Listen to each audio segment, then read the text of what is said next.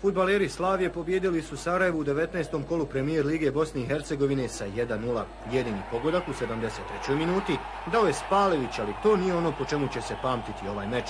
Naime, susret ova dva rivala prekinuti u 80. minuti, nakon čega je pauza trajala gotovo 10 minuta. Na kraju meč je ipak nastavljen, ali je pogodak Spalevića ostao jedini na susretu. Slavija Sarajevo 1:0. Ovaj meč će po lošem pamtiti i radnici naše kuće, jer je oštećeno vozilo javnog radiotelevizijskog servisa Bosne i Hercegovine.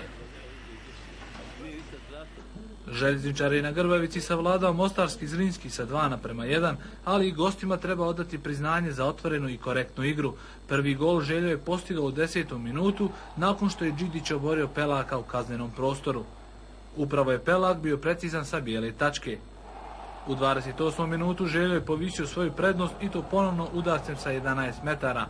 Prethodno je golman Mitrović srušio Štilića, a Albin Pelak je ponovno nabudrio golmana gostiju. U nastavku susreta više od igre imali su gosti iz Mostara. Takav pristup omogućio im je smanjenje rezultata. Velibor Đurić je udarcem sa 18 metara prevario Šehića i postavio konačan rezultat utakmice Željezničar Zrinski 2:1.